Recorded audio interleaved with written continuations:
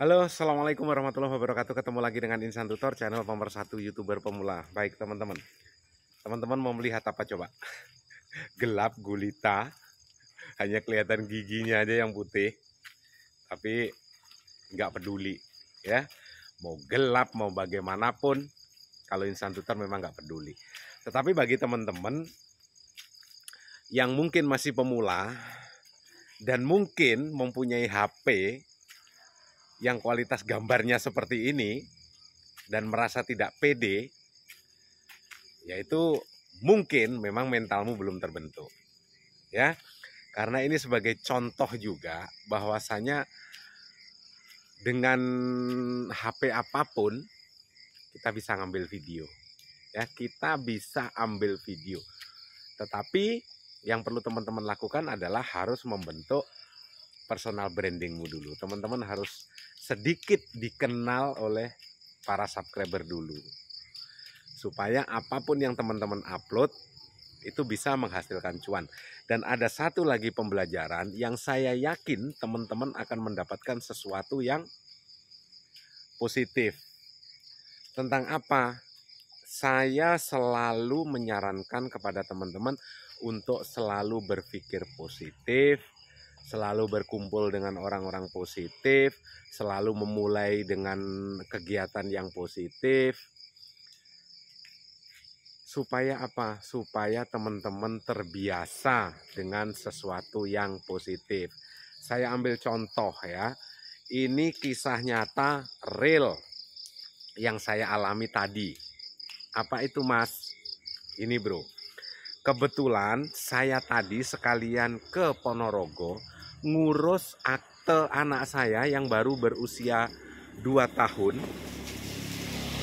ke kantor catatan sipil ya, karena tidak ada rencana pulang ke Ponorogo, maka surat tanda lahir atau surat kelahiran yang biasanya untuk ngurus akte itu harus ada dari bidan atau dari rumah sakit biasanya, itu tidak saya bawa.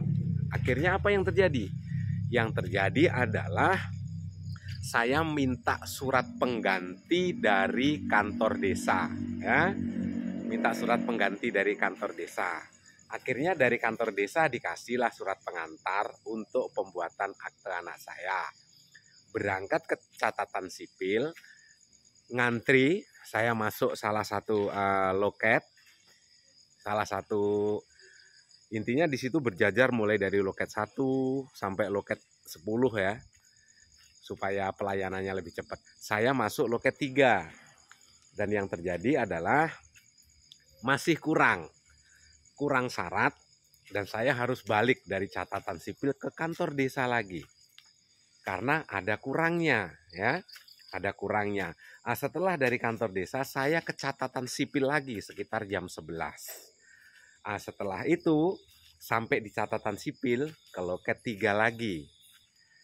Sampai di loket 3 ternyata ada satu berkas yang belum ditandatangani oleh salah satu perangkat desa. Di situ kan artinya ya sebenarnya kesalahan saya sendiri, tapi mungkin kalau orang yang berpikir negatif agak dongkol ya, agak dongkol. Saya juga sebenarnya agak dongkol. Kenapa kok bisa sampai lupa gitu loh? Ada satu berkas yang belum ditandatangani. Akhirnya saya balik lagi. Balik lagi. Setelah itu pas saya kembali ke catatan sipil lagi, ternyata istirahat. Ya, setelah istirahat, ternyata jam 1 itu loket sudah buka dan pegawai yang duduk di loket 3 itu ternyata datangnya terlambat karena ada urusan ya, ada urusan kantor. Akhirnya saya pindah loket ke loket 8. Sampai di loket 8 yang terjadi apa? Sampai di loket 8 tersebut semua berkas-berkas sudah apa? Sudah selesai. Oke. Setelah loket atau berkas-berkas selesai, siap cetaklah akte tersebut ya, siap cetak akte tersebut. Saat proses cetak akte tersebut, yang terjadi apa? Pegawainya minta izin ke belakang sebentar ya. Ternyata mengabari bahwasanya ada keluarganya yang sakit dan hari itu juga permisi.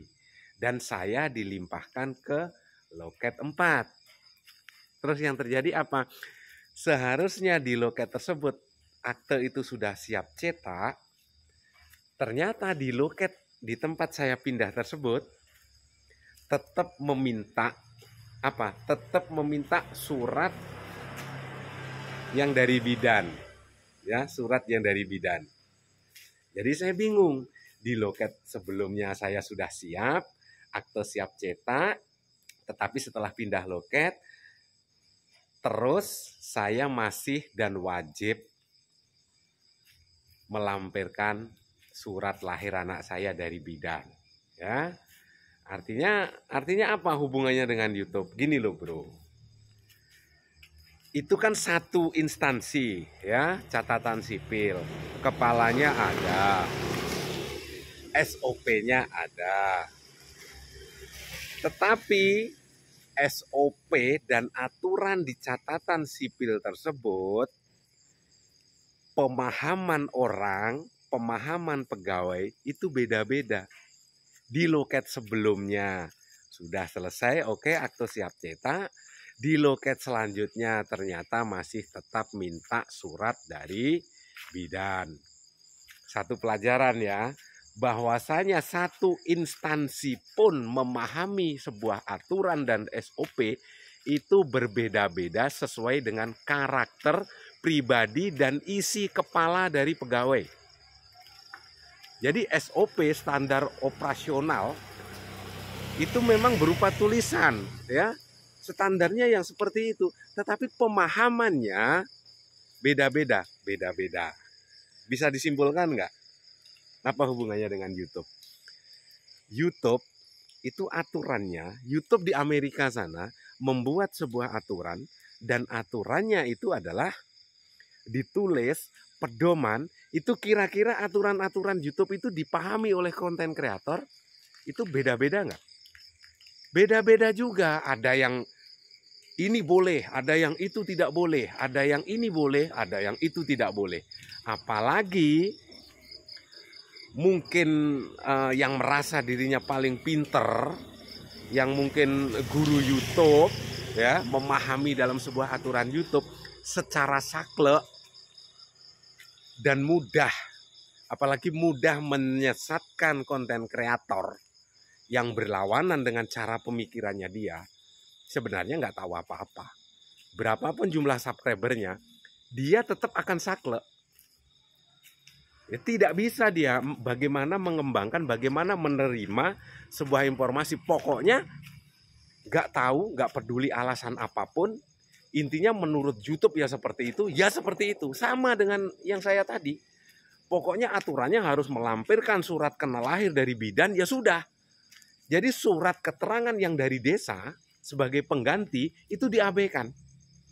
Jadi ada yang fleksibel, ada yang saklek. Ya, dan yang saklek itu, yang repotnya lagi, kalau kita bawa ke YouTube, para konten kreator pemula, misalnya contoh, para pemula yang belajar di suatu tempat dan itu kebetulan menemukan guru YouTube yang saklek, mudah sekali menyesatkan konten kreator yang lain, itu gimana? Hah? Apakah dia benar 100%? Jawabannya adalah tidak sama sekali. Justru kadang-kadang salah 100% lah, iya. Terus bang, para konten kreator yang ngikutin dia pinter, saya nggak bilang bodoh, pinter, ya, pinter. Konten kreator pun yang mengikuti dan belajar di tempatnya konten kreator yang mungkin merasa dirinya guru YouTube paling pinter tersebut, ya pinter juga sebenarnya. Masalahnya subscribernya kalau saya bilang tolol pasti ngamuk. Ya sudah pinter lah ya. Pinter dah para subscribernya itu, nggak perlu lagi kita bilang tolol, karena saya juga udah nggak peduli, ya, saya nggak peduli mau kalian belajar di tempat ABC kek, mau di tempat siapa kek, yang penting itu demi kemajuan channelmu, silahkan diikutin, silahkan dikembangkan, ambil positifnya, buang negatifnya. Tetapi kalau terus-terusan kalian mengikuti tutorial yang model begitu, yang saklek model seperti itu, terus teman-teman nggak sadar juga. Goblok boleh, tolol jangan. Ya, goblok boleh, tolol jangan. Yang ada justru siap-siap aja kantongmu bolong. Makanya saya selalu mengingatkan berpikir positif. Kalau memang ilmunya ambil, walaupun belajar di tempat si tolol, ya ambil. Ya, ambil yang positif. Walaupun gurumu itu yang merasa, mungkin ada sebagian orang yang nyanjung, merasa paling pinter, merasa paling menjadi guru YouTube, modal flexing, itu kalian agung-agungkan dia paling pinter, seperti yang komen di kolom komentarnya Insan Tutor.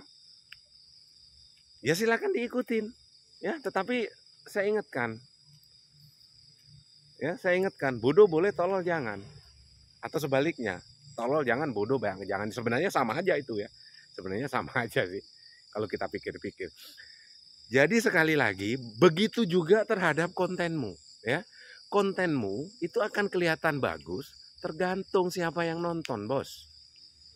Kontenmu sudah bagus banget menurut kamu, tapi kalau yang nonton itu adalah mungkin ahli tentang visual, ahli tentang editing, ya videomu tetap jelek.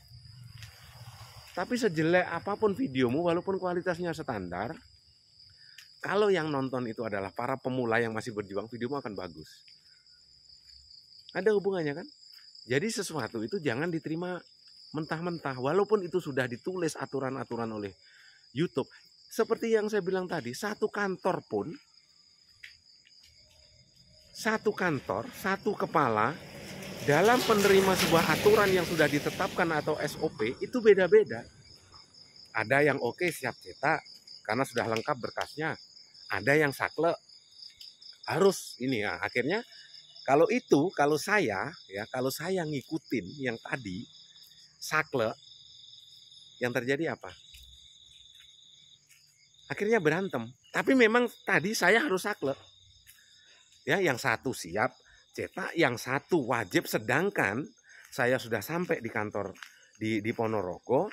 Kalau mau mengambil surat lahir anak saya harus ke Bali. Perjalanan 1 malam kalau naik bis. Kalau nyetir sendiri ya kurang lebih sama. Harus bolak-balik.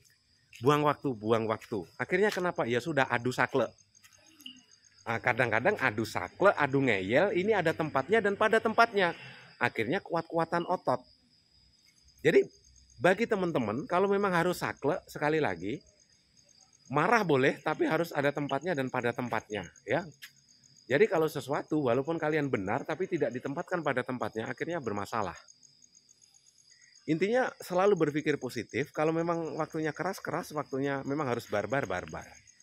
Ya, mudah-mudahan ada hal positif yang bisa teman-teman ambil. Sukses selalu, salam buat keluarga. Wabillahi taufiq wal hidayah. Assalamualaikum warahmatullahi wabarakatuh.